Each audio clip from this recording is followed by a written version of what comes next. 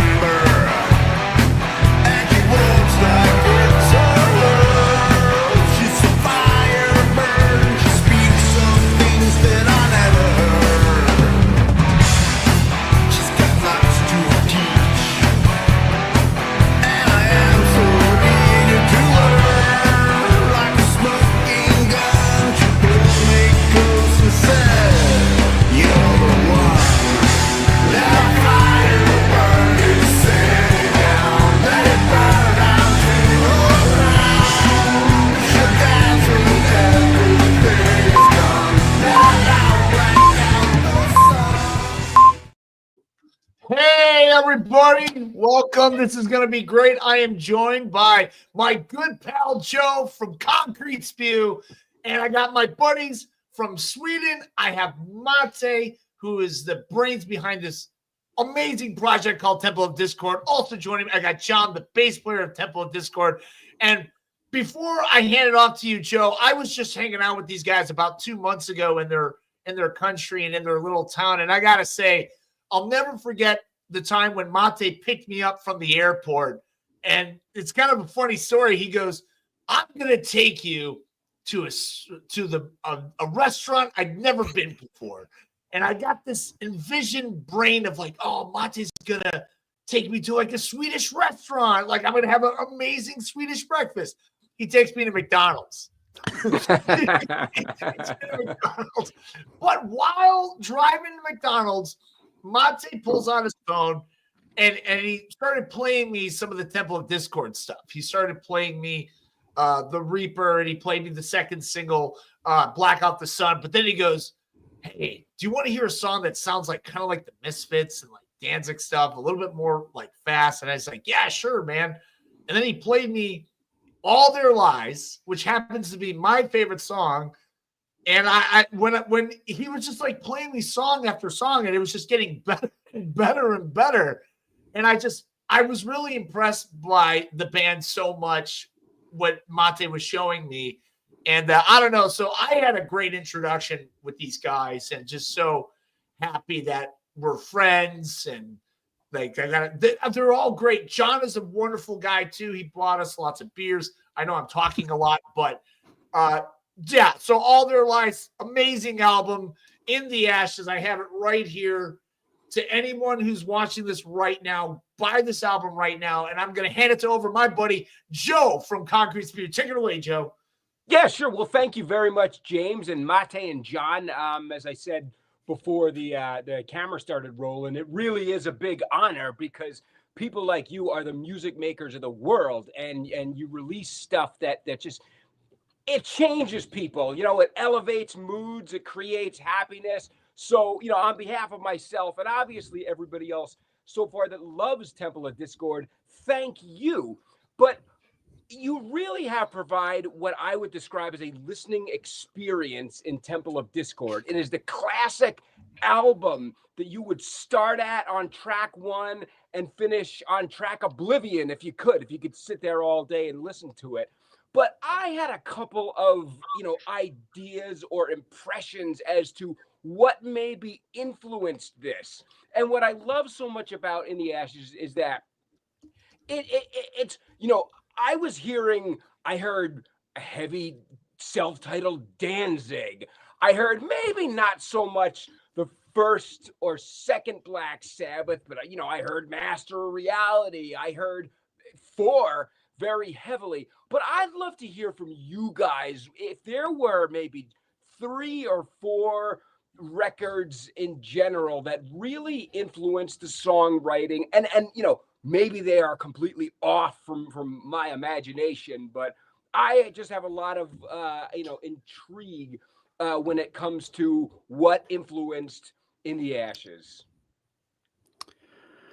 Ooh, that's really hard to just pinpoint one album. As I think I've listened to so much from like the Rolling Stones to Danzig and loads of death metal, and I can't really pinpoint a couple of albums that would be like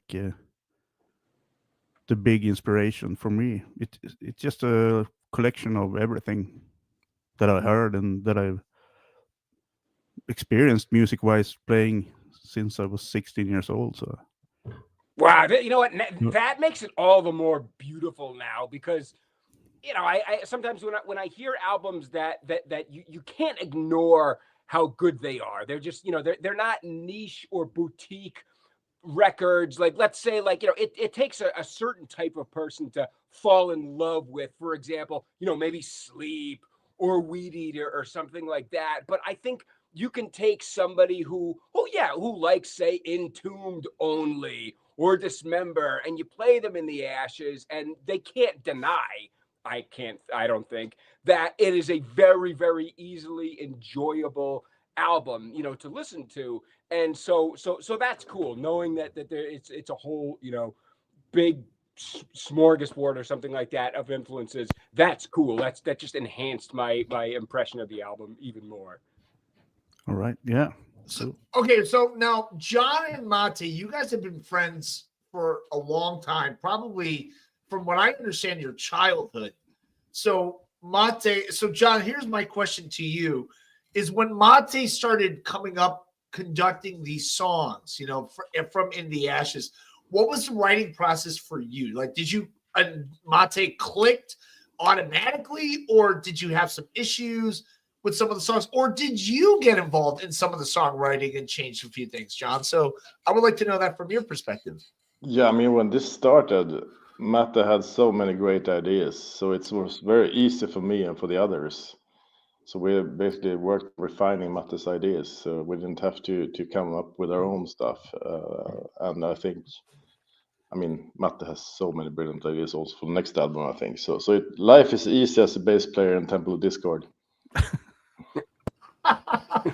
So you didn't do any involvement in the writing process, anything, John? Or did you try to add a little flair with your bass on some of the songs? Because I don't know about you, Joe, but when you listen to like Black Out the Sun or even the Reaper, that opening, like the bass does kind of stand out. So did you give it any flair, John, when you're bass playing in the recording process? I hope so. I mean, I just play the way I usually play, and I think it works really well with the stuff Matte comes up with me. So it's a lot of chemistry in the band, and that goes for everyone. I think it's just a perfect match between four people. Yeah, and you guys, all right. So Mate, let's talk about the other two guys who happen to not join us today. But Peter is in the chat. The drummer of Temple of Discord, I think, is watching us right now. So let's talk about Peter and Nicholas. So let's give me a little brief history about those two guys and you guys as well. Well, I played with Nicholas in a band called Witch, and we released one album on Ripplemusic as well. And then our vocalist Johanna, she got pregnant with our bass player. They had 2 kids, so that's make it kind of difficult to continue being active. So we put Witch on hiatus, and me and Niklas was so we just love to play with with each other, play in the same band. Yeah, so we started to have ideas about doing a new band, but we didn't have any vocalist. And then he gave me so much confidence boost to try to sing. And yeah, so this is the first time I'm singing. Yeah, because you do backup. I'm sorry to cut you off, Monte, but yeah, that's right. Because you do backups for Vintersorg, but you never fronted a band before, right? I only you scream. Don't do backups. I only scream in Vintersorg. Like I don't do any clean singing. So now, Joe, go ahead, buddy. What do you think about that? This is this man's first time fronting a band. While listening to the album, would you have ever guessed that this guy's never fronted a band before? Or no, what do you think about that? No. That's that's a revelation, and that's news to me. So I think for a first time, that's a very strong introduction. It's a very strong debut, you might say. I was wondering about the production style, and I know that may seem like a bit of a boring question, but the production style seems to match up very well with the songs that you guys have written, and by that I mean there's to me there's an 80s sort of warmth. There's a very, very analog kind of feel that comes down to it. Now, I don't know if that's true. I know it's very easy to emulate the sound of anything today using digital equipment and VSTs and things like that. But I'm wondering, what was the approach as far as production goes? Did you guys mess around at all, or say, no, this sounds too clicky, this sounds too sharp, or something like that? Or was it just right out of the gate, it was like, oh, this sounds perfect? Well, we are actually very lucky to have Niklas in the band, because he's an excellent producer and mixer and engineer. So and he has exactly the same vision that we have, both me and Jon and Peter, about how we want it to sound. We want it to be as natural as possible. We don't like to have any sort of triggers on the drums or anything like that, just to keep it super natural, everything. What do you say, Jon? No, I agree, and I think everything about Temple of Discord is very natural. Everything comes very natural, and it's really been a very smooth process to record and to get the production together, I think. Now, how long were you guys? How long in total? How long did it take to actually finish the album, from writing it to recording it? John, because John, you live in Stockholm, Mate lives in Skellefteå. So, like, did you have to fly? Like, did you do your bass tracks on a weekend? Or I'll have you start that off, John. How long did it take you to record the whole album?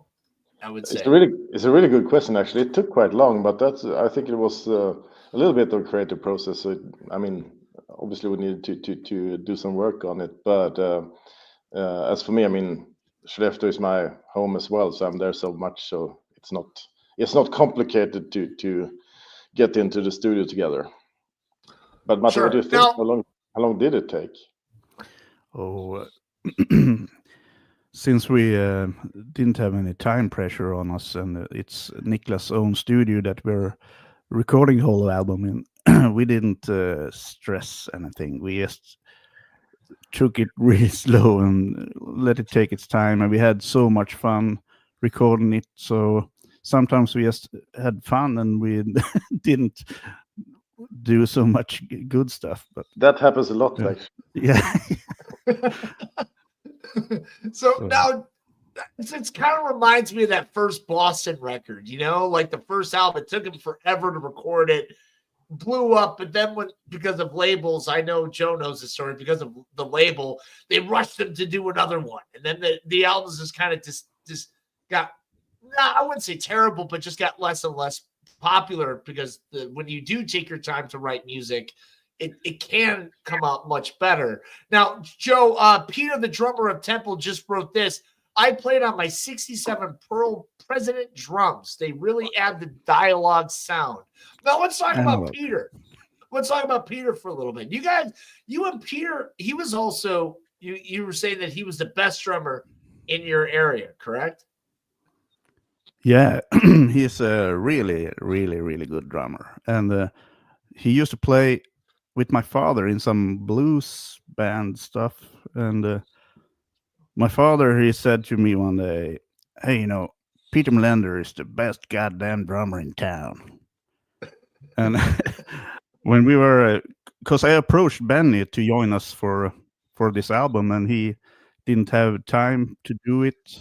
So then we was thinking, who should we ask? And then I remember my father telling me, Peter Melander. No, I got to ask him. And he was on the game, man, directly. So that was really cool. Peter, go ahead, John. Peter brings so much groove to the album, as I'm sure you can tell. There's a lot of groove. Oh, absolutely, 100%. Absolutely. And also, Benny, he's talking about Benny. Benny's the drummer of Vintersorg, by the way. Yep. So for people who don't know, Mate is connected to another band called Vintersorg, and they're also from his area. Benny's also a wonderful drummer. I'm glad I got a chance to see him play. But yeah, so what Peter does so well, I love his fills. I love those fills. The I don't know, because like every time, like for example, even in the Reaper, I don't know. I think Joe really, from what I understand, Joe really likes that song, but a lot of it comes from the power of Pete's playing. You know, because he does. Joe, they do it so well. It starts off so slow, you don't know where it's going, and then when you hit the and then it was just like, oh man, it was just outstanding. I don't know. So and then because go ahead, John. Go ahead, Joe. Oh yeah, I mean to add to that, Reaper is such a good song that I feel like it's the kind of song that today certain bands are afraid to write. And what I mean by that is that the riffs, each section is just when you think about it, it's very, very simple. And it reminds me of classic songs from the 80s that have I don't want to use the word triumphant. I feel like that's a little bit overused these days. But I think of songs like Lunatic Fringe, if you're familiar. That was by a band from Canada, originally called Golden Earring. I know you'd know it if you heard it. I would put it up there with Heart of Steel by Manowar, but it's a song that is just so simple, and it really, really has the ability, I think, to carry people when they need to be carried. How that led to a question, I don't know, because I forgot what the question was, but I wanted to say that because that was my experience with it, and trying to get over a sickness that I didn't think I was going to be able to get over so quickly. The Reaper, although lyrically, the Reaper, I wasn't able to say use the lyrics so much as a sort of the lyrics weren't very applicable to my illness, but the song was. And to you guys, I want to say thank you for that. Very, from a very genuine place in my heart, I really do mean that. Hand on the Bible sort of thing. And so thank you guys very, very much for, in a weird way, being there with me and trying to get over this thing. But I did. So, thank you. James, you know what? Let me give it to you and try to remember what that question was.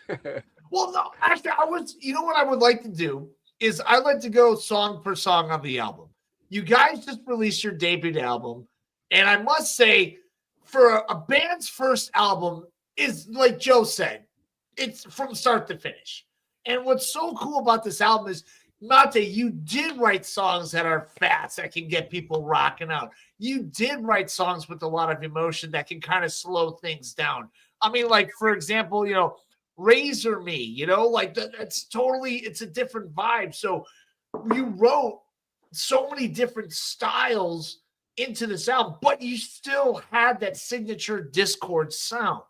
So, I mean, like, I don't know. So I would like to actually go song by song and ask both of you gentlemen. So let's start with the Reaper here.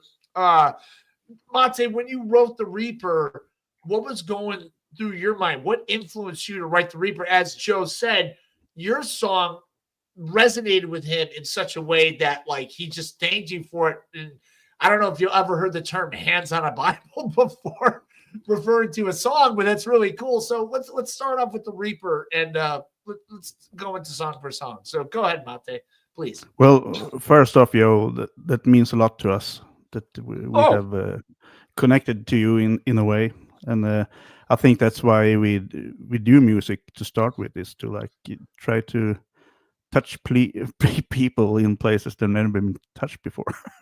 Yes, but you know what I mean. So that means a lot to us to hear. Really good. Yes, thank you. And yeah, and I actually wrote the Reaper out of kind of despair and anger and sorrow because I just lost my father, and before that, I had lost my mother and all my grandparents to cancer. So it's a hate to cancer song, pretty much. It's like that's why it's kind of, to me, it's very emotional. But yeah. So Wow. And John, what about you? When you what was it like when Mate? How do you guys work? Do you send tracks to each other, and then? So when you first heard the Reaper, John, what was that experience like for you? I would say I was pretty blown away by it. I mean, it's an anthem. I mean, it was so great. So, and that goes for most of Matte's materials. It's I was blown away when I heard it. And as Matte usually say, we play with our hearts, not with our brains. And I think that's very true for the Reaper. yeah. So now, so Monte, did you just give him did you send John like a scratch track of like, hey, this is what I have? I think Go the ahead. first time Jon heard it was when we were at our old rehearsal space where we had like a bar and everything, and me and Niklas was hanging around, and we played that song for Jon, and he was like, "Whoa, we gotta do I this." remember it. I remember.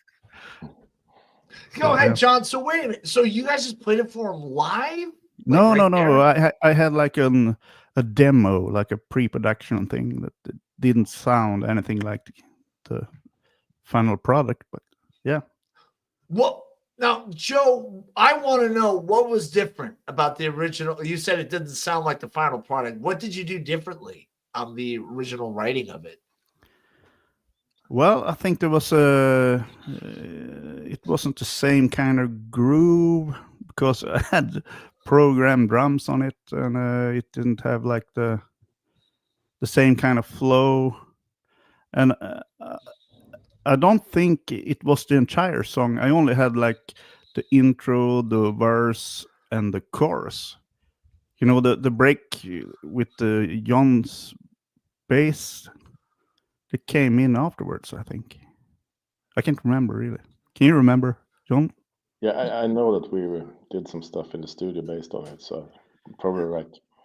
Yeah. So now, Monte, you go back at the end of the song. What's so interesting about the Reaper is when you think it's done, like you're like, all right, the song is finished. You guys ring it out for a few seconds, and then you go back to, you go back with the soft part. You started with the soft part, then you ended with the soft part. Was that always something that you envisioned, or because to me, it felt like you wanted to add it in later? I don't know. I could be mistaken, but go ahead, please. I actually had the intro and outro I had, and the something in the middle, because I wanted the song to reflect what I felt about cancer. It's anger and despair and sorrow, So that's why the outro came in to take the sorrow part over. It's beautiful. It's beautiful. Now, Yeah. Joe, my question for you, Joe, now knowing all of this, and you just said to him, I was going through a dark time, I was sick. Do you think that's why this song resonated with you? Because like you felt Mate's emotions with writing this song? I don't. If I did, I wasn't conscious of it, and maybe that's probably the mark of magic when it comes to music. Is kind of like Mate said before, when you're getting someone to feel something. And maybe they don't feel it because of the lyrics, because and I even said that myself before. I didn't really identify with a Reaper, so but something was working and made me feel good. So hearing that now, I just kind of took it lyrically as this is a classic heavy metal themed song. It's about a badass Reaper that you can't do anything about. I would not have known in a million years that there was something, unfortunately, very sad tied to it.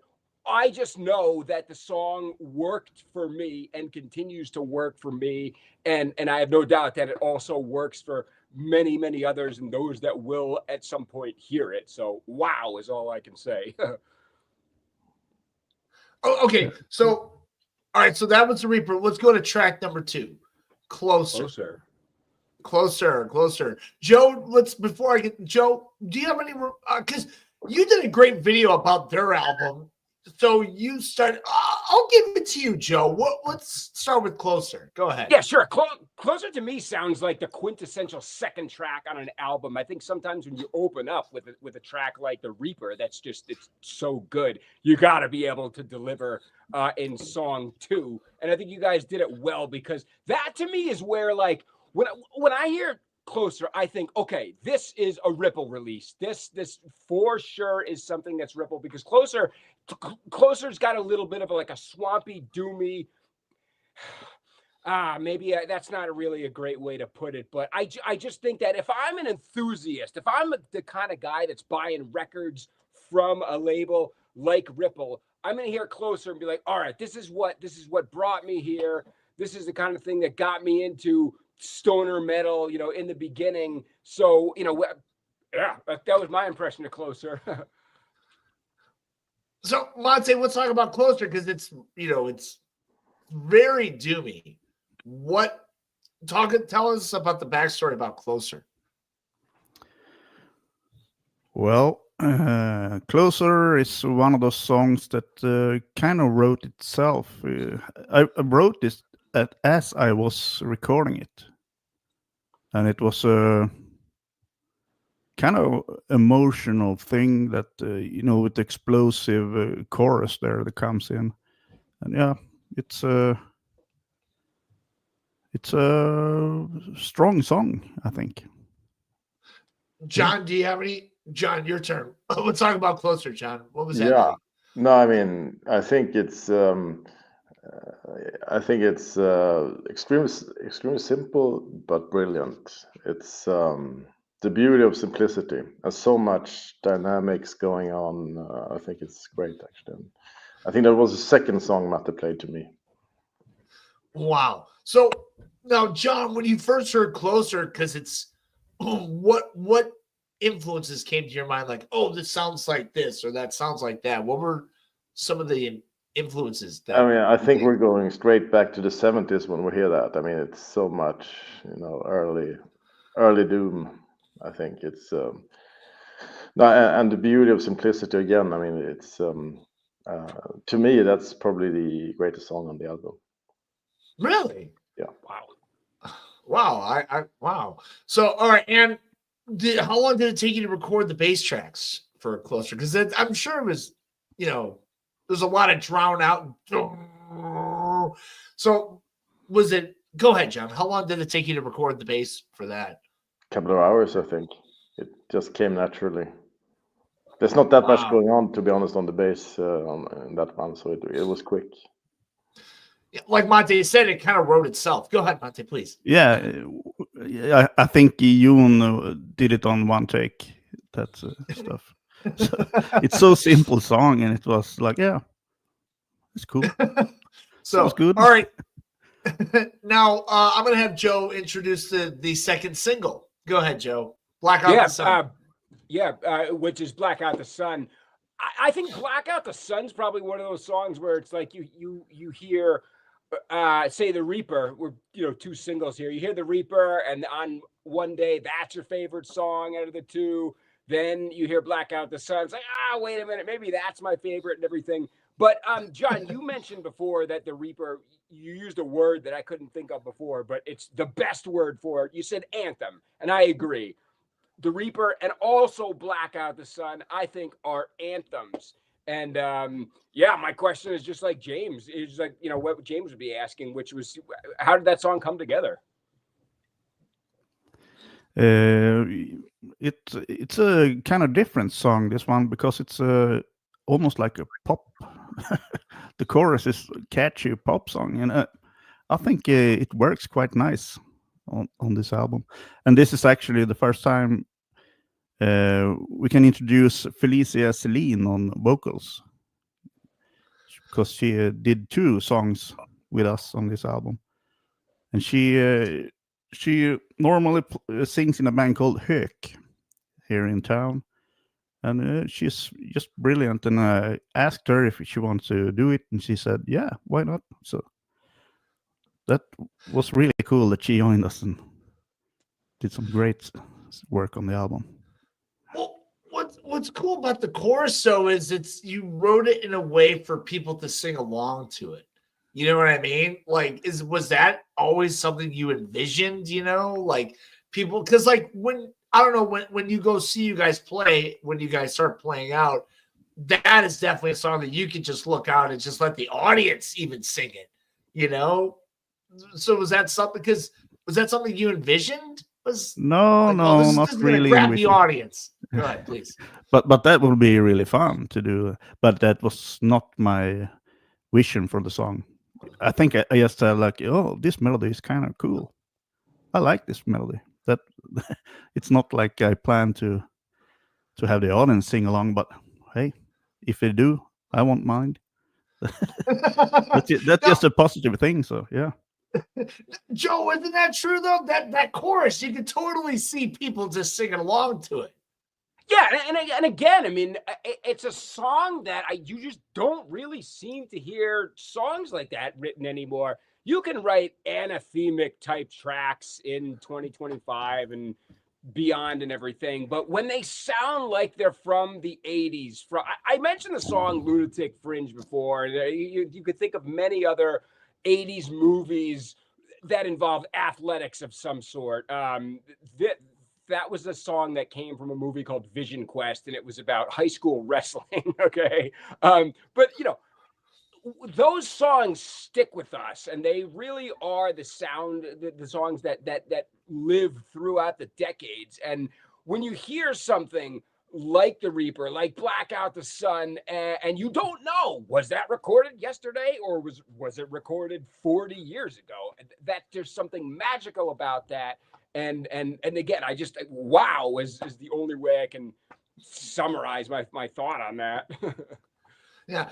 Yeah. John, what comments do you have to say about Black Out the Sun, John? I would like to hear your playing it. Like, now, can you see, John, people singing along to this song? Can you see it in your head? What are your comments about it? Absolutely. I think I like what Joe said. I mean, you're not supposed to hear if it was recorded today or 30 years ago. I mean, that if you succeed in doing that, you've done something really great with your recording, I think. No, it's a great song.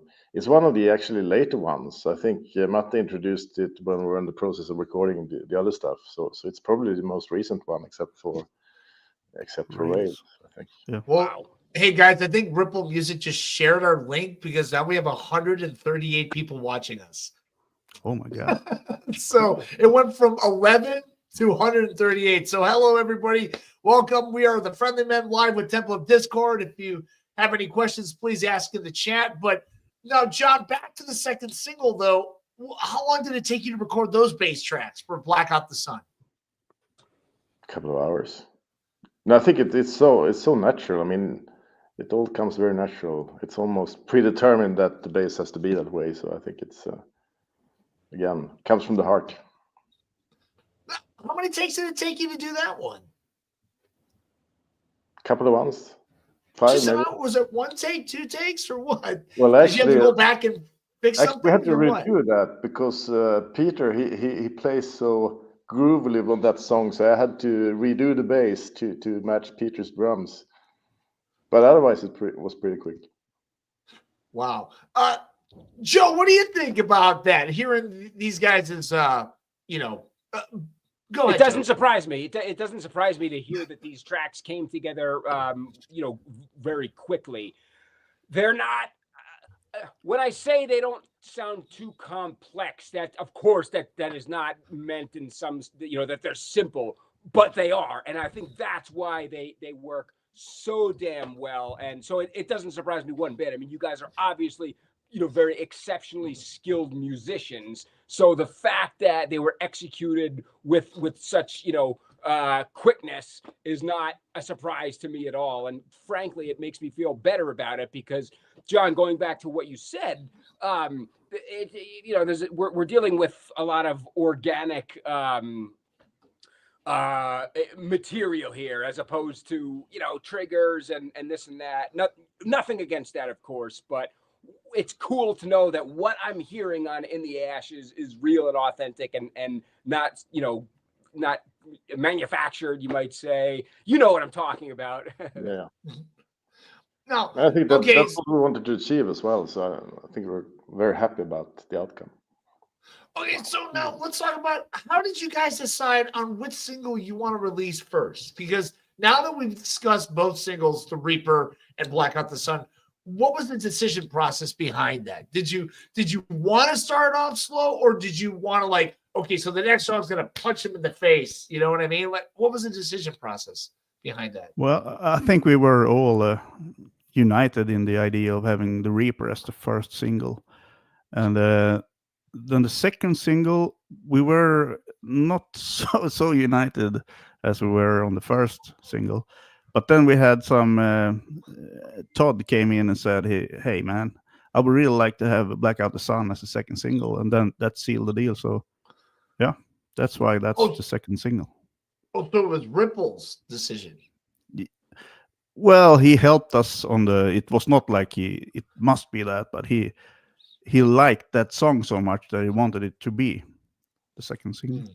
Yeah. Now, who made the video of, like, the lyrics and the background? Like, who designed that?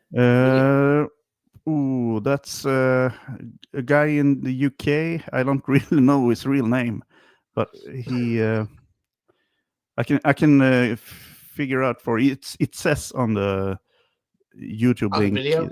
Yeah, who he is. But all right.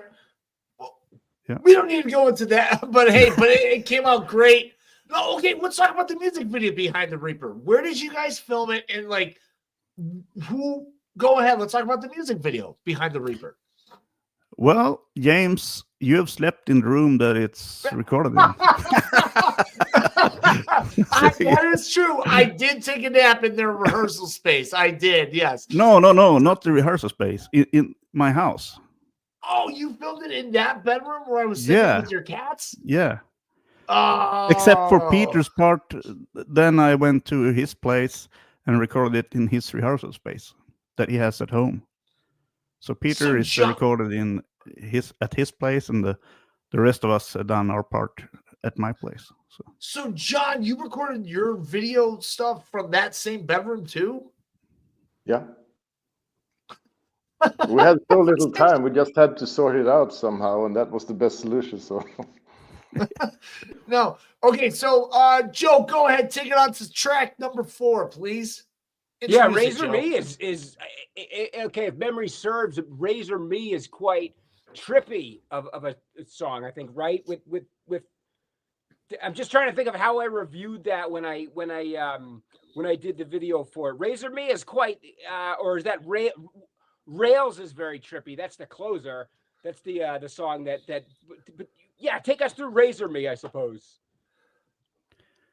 Yeah, it's probably the simplest song on the whole album. It's just one riff, and it kind of grows on time. It's a super personal song.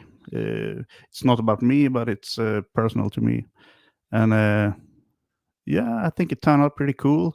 It's very, very different from all the other songs on the album. John, what go do you ahead. say, Jon? Yeah. No, it's very different, as you say. It's a completely different atmosphere in that one.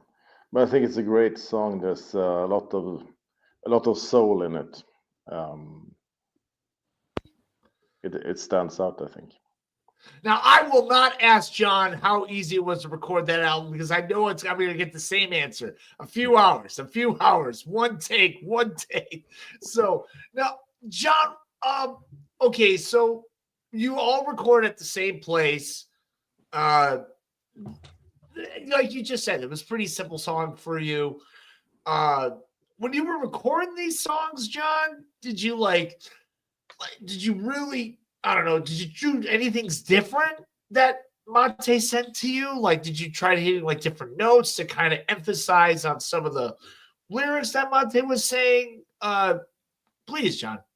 I think Matt is very. He's well. He lets the rest of us come up with our stuff, and it gives us a few hints here and there.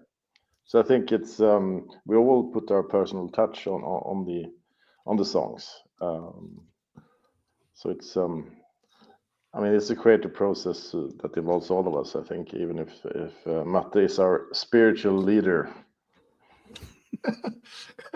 No, okay. All right, that's cool. Joe, what do you think about what you heard about Razor Me? Is it? Yeah, it's something else that just it doesn't surprise me. I mean, the whole record is it's definitely like a you could call it like a genre record in this day and age, I suppose, because there's so many different styles. I mean, In the Ashes ultimately is a rock record. It's traditional and stuff, but depending on who you're talking to, they may call it like it's a doom record, it's a stoner record, or something like that. My guess is that you guys don't really put it so much into such a small box. It's just it's I'm guessing it's probably like a rock record, right? So it doesn't surprise me that you have a song like Razor Me and then something like The Fields right after it. You've got the anthems. You got the anthems like The Reaper. And then Rails as a closer. Rails is extremely apocalyptic sounding and trippy and stuff like that. So no, that doesn't surprise me that such variety exists. With something like Razor Me. And then what follows? I just said it. What follows Razor Me? The Fields. Oh yeah, The Fields. Okay, so yeah, I guess there's a good segue. All right, so Monte, let's talk about The Fields now. What was that like for you?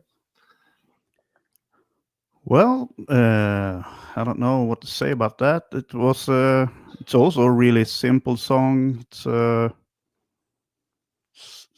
lyric wise, it's just a story, of course. And then yeah, I think it turned out pretty good. I was actually, you talked about the album being so broad in its styles and genres, and we don't want to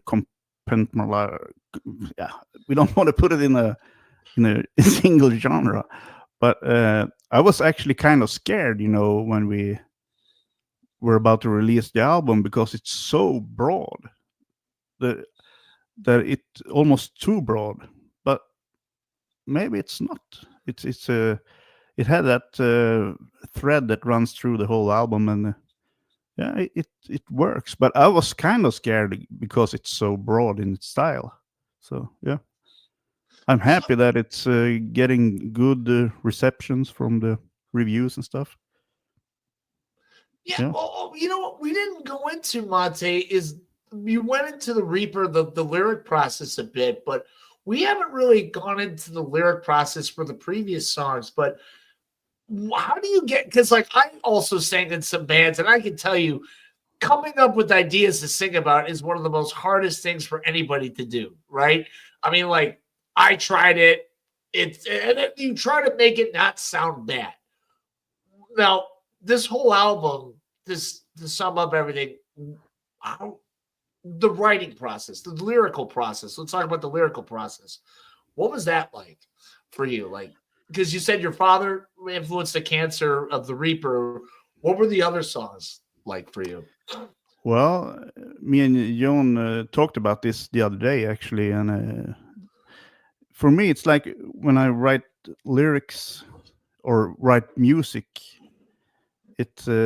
for me it's always easiest when I'm feeling a little bit blue, a little bit down. When I'm happy and everything is all right, I can't write. I can't write music. For some reason, that's just the way it is. And when I think that's the reason why the album is so it's a really dark album. If you really get into the lyrics and stuff, it's a really dark album. And it's maybe it's kind of sad that I have to be feeling blue to write good stuff, but that's just the way it is.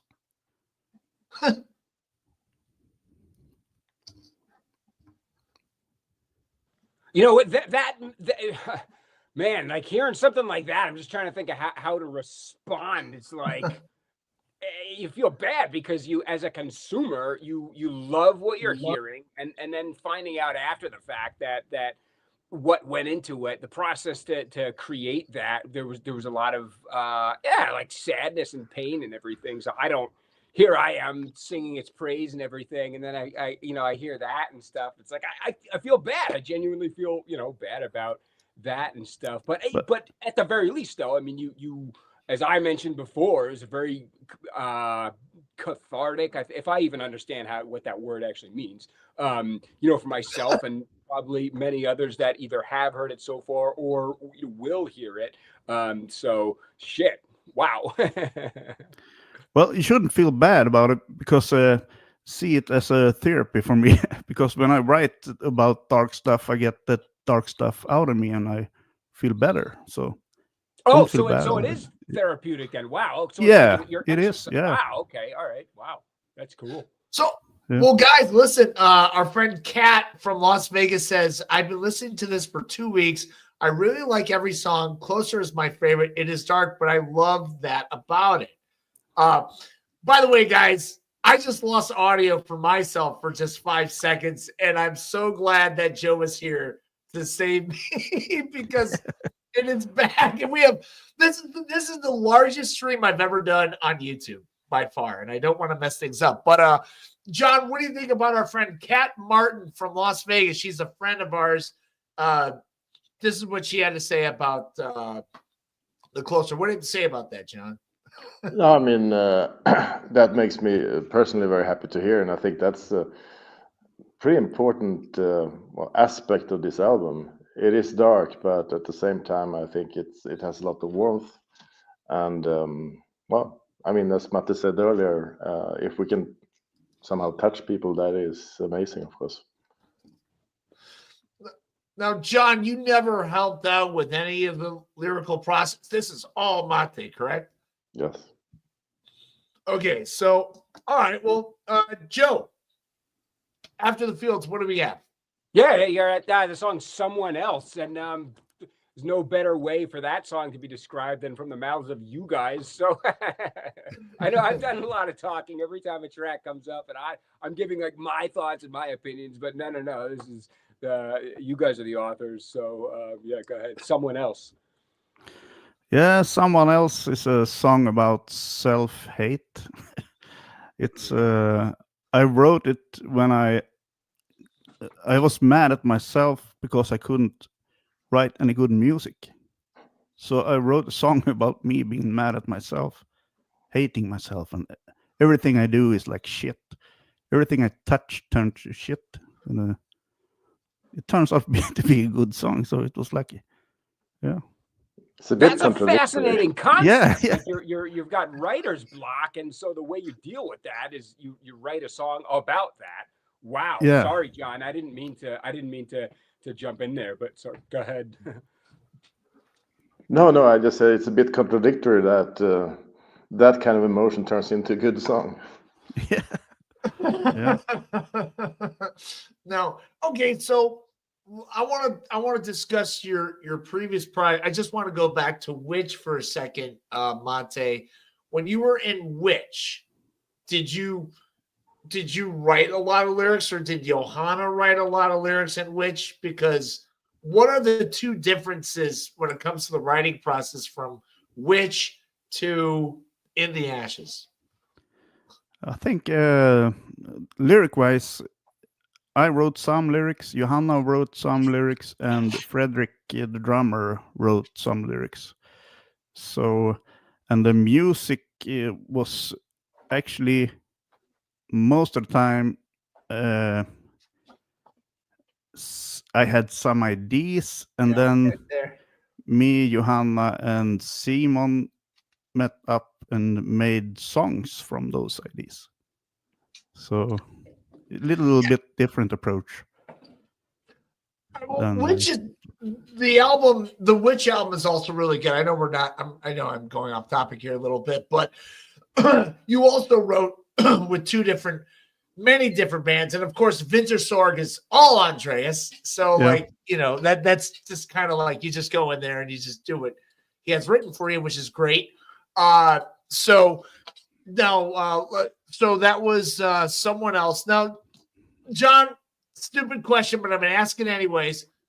What about you recording bass for this one? Couple of takes. Nothing dramatic. A couple of takes, not a few hours, a couple of takes. Finally, I got a different answer out of him. We don't want any drama in the studio, you know. Really? So did you have to go? Okay. Did you have to go back and fix anything? Like when you did these tracks, you're like, oh, I should try this again, or I should try that again. Did you have anything like that happen to you while writing this album? John, my question's for John. Yeah. Yeah, sorry. No, not much. I think we fixed a couple of stuff, and I think we changed a couple of stuff afterwards, but not much at all. I think it was sometimes you tried a different amplifier or something.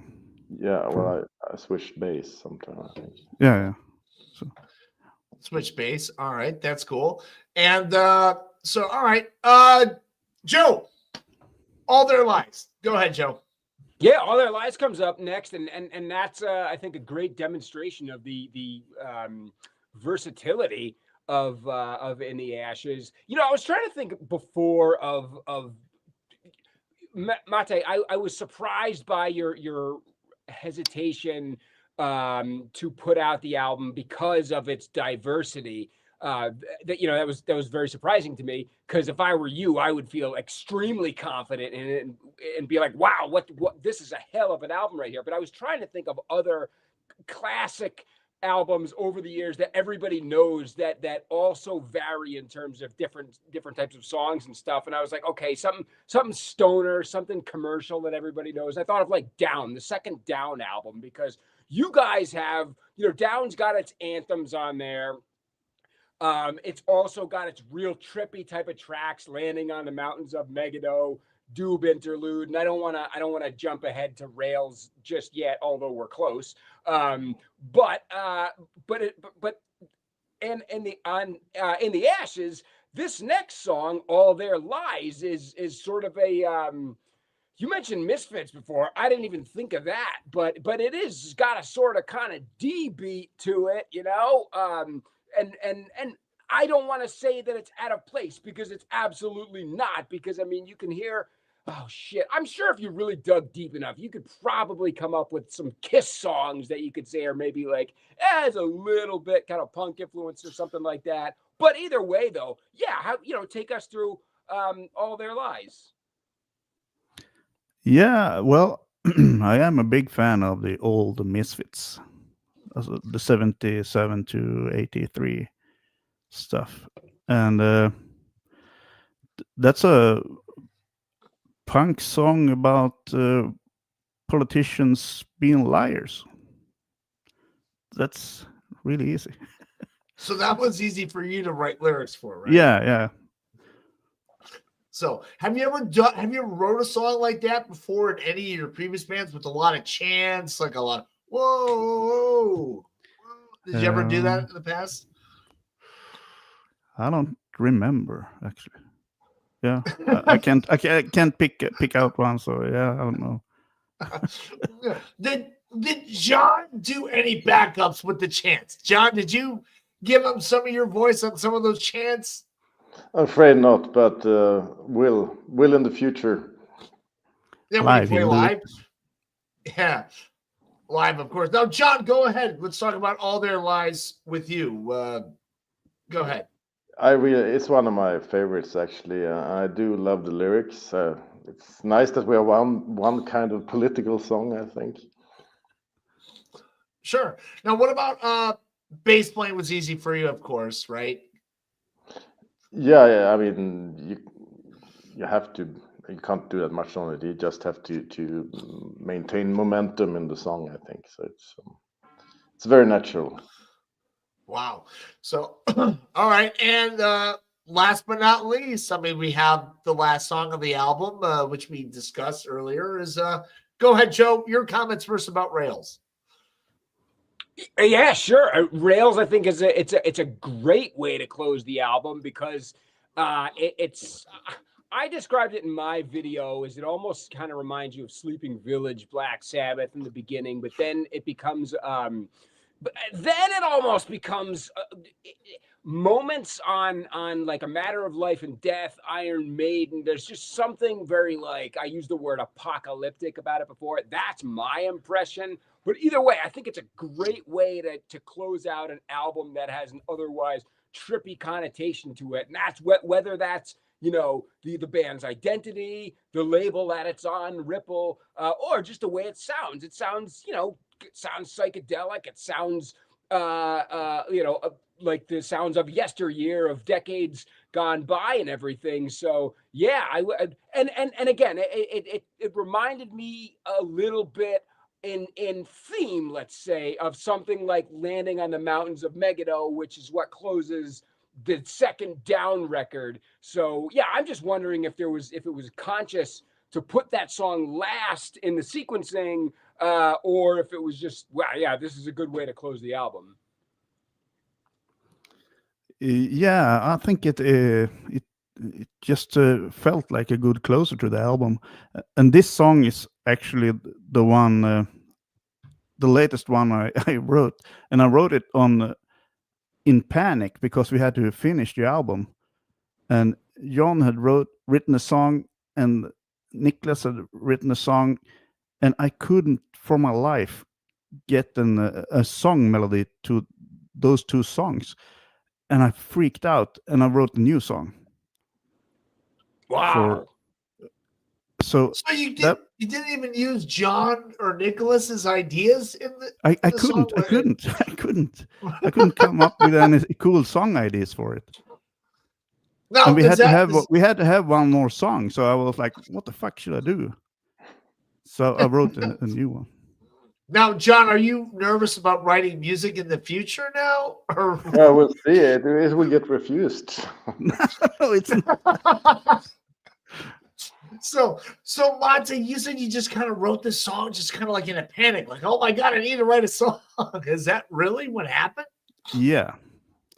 And then I didn't have, the vocals at the end of the song. I didn't have that song melody. I only had the intro and the main theme of the song. But then Jon, when he recorded his bass, I instantly got that song melody in my head when he recorded the bass. So the bass line actually made the vocal line for the later part of the song. So yeah. Johnny's sending you some credit. How do you feel about that, John? You saved the album. Yeah, you did. Are you guys, I'm just wondering about this. Are you guys influenced by any sort of, let's just call it, I don't want to say jammy, but like if I was to throw some names out there, like let's say Gong or Hawkwind or something like that, or are you guys influenced by anything real, like kind of trippy out there and that sort of thing? Does that ever enter your songwriting, feelings? Not really. I listened to some Hawkwind and stuff, but not consciously that I have taken inspiration from any of those things. Not really. Okay, because yeah, I mean, Rails is a pretty. Would you agree that it's a little bit experimental? Okay, yeah. Right. Okay, I just wanted to make sure I was on the same wavelength with you. That okay, cool. Yeah, and the drums on Rails are really, really cool. I think because he plays mostly toms in the beginning, and there's a filter on the drums, and after a while the filter is taken off, and if you play that song really loud in like a car or something, that will fucking blow your mind. I think that was brilliant. Really, really cool down. Yeah. You know what? There is.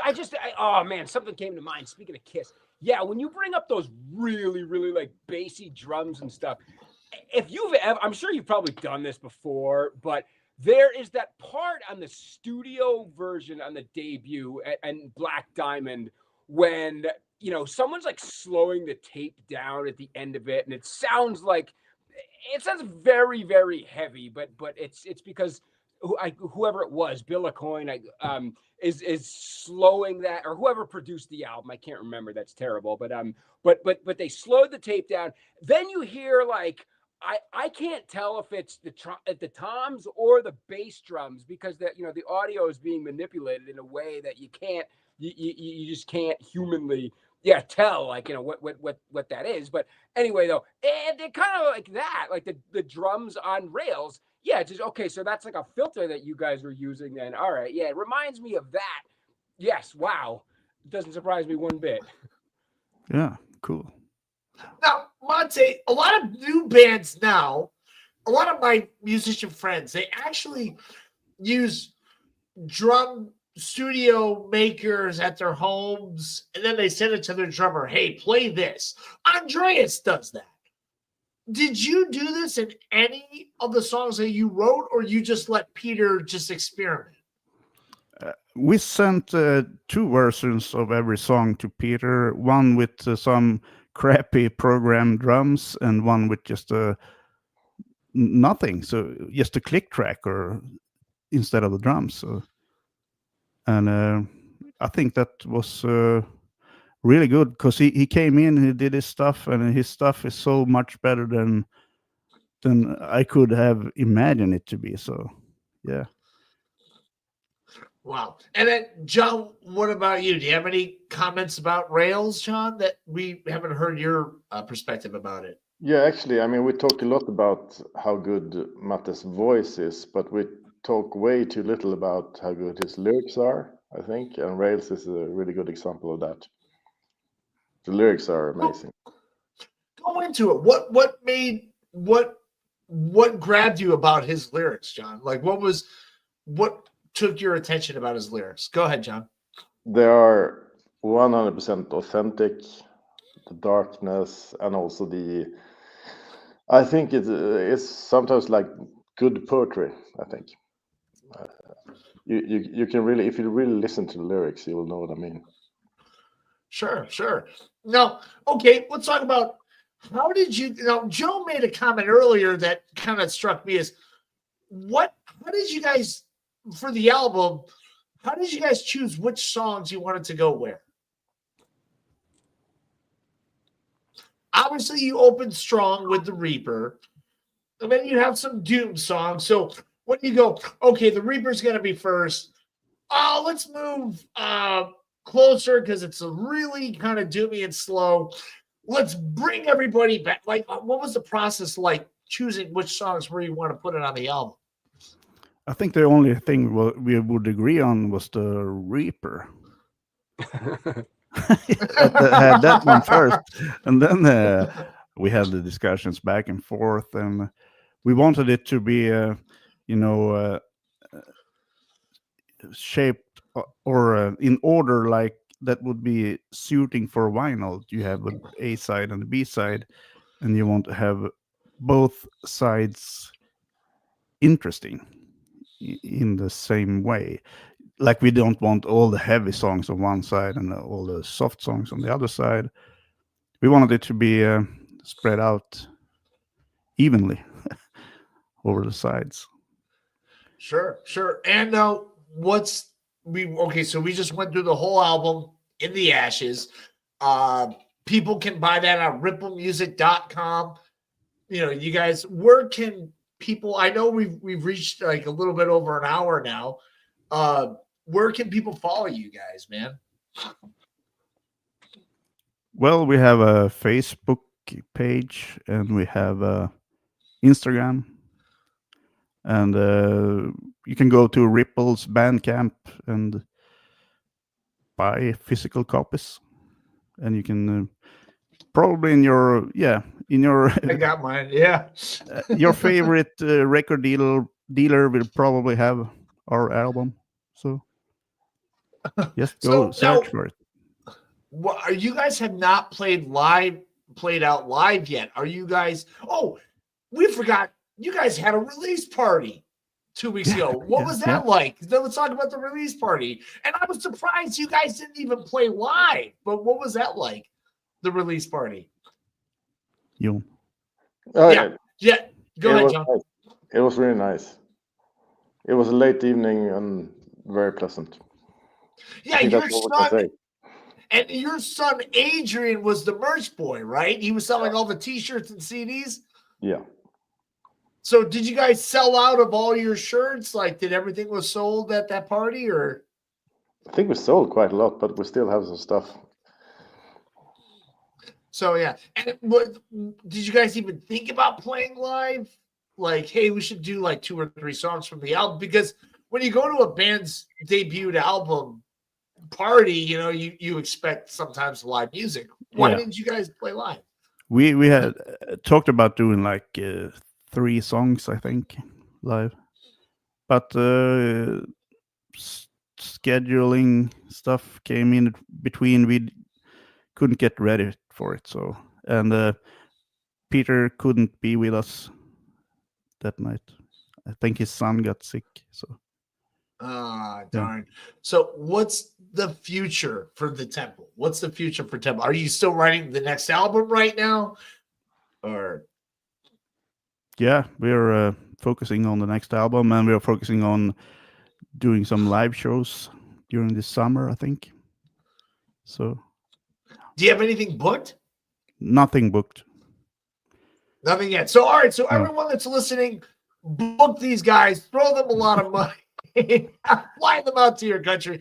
John, your history is pretty interesting because you were in a band called Stardog back in the 90s, which you happened to be on Headbangers Ball. Or not, was it Headbangers Ball, right? Yeah. Back in the 90s. So what was the last time you were on stage, live, in a live setting, John? What was the last time you were on stage? Oh, God, that's a long time ago. It's probably 20 years, so. 20 years? Really? Yeah. So are you anxious to get back out there? Are you nervous, or what's going on? How do you feel? To be honest, I really, really look forward to it. I'm sure I get nervous closer to the time, but I really look forward to playing live again, especially with this band. What do you miss about playing live? Do you miss the energy? Do you miss the crowd? What do you miss most about playing live? No, I think all of that, and also it's something special when you're four guys on a stage. That's something really special, I think. Now, all right. So, Mate, are you going to be booking in your local area, or are you going to be booking any shows in other Swedish areas, or what's going on?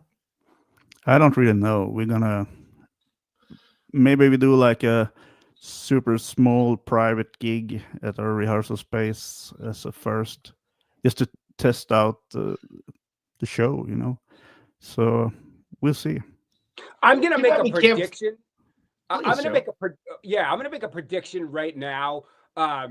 That the first time you guys come to the U.S., I just have a feeling that your first show is gonna be in Las Vegas. Las Vegas is a very strong center for, I guess I might say Ripple bands here, but it's got a big stoner doom scene. I mean, of course, California does. A lot of people think California does, but Vegas is really strong there. There's a promoter. You may have heard of him before. I'm sure you guys have probably crossed paths in one way or another. His name is John Gist, and he's a huge, huge advocate for the stoner scene and all things doom and rock. And so I could see him being involved with your first, time in the U.S. It's really such a shame that the Psycho Festival isn't a thing anymore. Yeah, that's right. Our friend Kitchell is out there in Vegas, and I don't know, maybe someday I will be too, God willing. But it's too bad that festival has seemed to have disappeared, because there's been so many great doom and stoner bands over the years, and it would have been perfect for Temple of Discord. So I hope it comes back. But that's my prediction. The first time you guys set foot on U.S. soil as a band, your show is going to be in Las Vegas. I bet. Well, I hope you're right. That sounds awesome. Yeah. Well, and you guys already have a fan in Vegas waiting for you. Perfect. Cool. You guys already have a fan. Now, John, if you were to go to Vegas, would you do a lot of gambling out there, or? I haven't gambled since high school when I lost like a couple of hundreds on lunch breaks. I wouldn't do any gambling now. So, Joe, before we wrap things up, what are your last comments you would like to say to these gentlemen before we let them go? Just thank you. That's it. Just a big, heartfelt thanks. You've written an album that it brings you back to a different decade. You know, if you're somebody like me that was very, very young, you grew up in the 80s. That's, you know, I mean, that's a safe time. That's a very treasured time. At least it was for me. And In the Ashes brought me back there during so many instances on the record. I'm sure that Todd is you know, over the moon for it because I think it's very easily sellable, and it's just a fantastic, terrific record. I can't say, you know, enough good stuff about it. So just that's it. Thank you, and whatever you guys want to do, I hope you get to do it. And if it takes place in the States, any of it, myself and James will be right there. Thank you so much. Thank you very much. Oh, thank you. I think we should send Joe to Sweden and let the Concrete Spew do a live, like, Yeah. I'm Concrete Spew live from Sweden. I'm broadcasting the first Temple of Discord. But, you know, just like Joe said, hey, to the both of you guys, I know you guys don't do a lot of interviews, especially live. So thank you so much for spending some time with me and letting me do this for you guys. Because I, as Joe said earlier, your band is awesome. More people should know about it. And I want to do whatever I can to promote you guys as well, you know, and obviously all your projects to come as well. Cool. So, Well, thanks for having us, man. It's a real pleasure being here.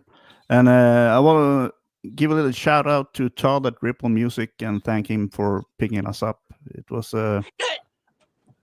that's the place we wanted to be. So I would like to too, because I watch that guy's media, and I think anybody, even if you're a music fan, if you're not a music fan, he just gives off a lot of great kind of, you know, business salve sort of advice without trying to give advice. So I think you got somebody pretty strong there in your corner. I agree. Absolutely. Yeah.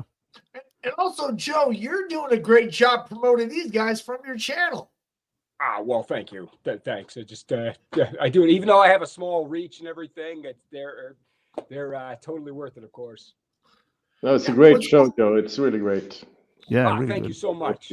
Thank you so much. What I love is yesterday when I was scrolling through the Temple of Discord's Instagram, there's like 2 videos of Joe's face, and you guys like cut the best moments of Concrete Spew. So, Joe, before I end this, where can people find you, buddy?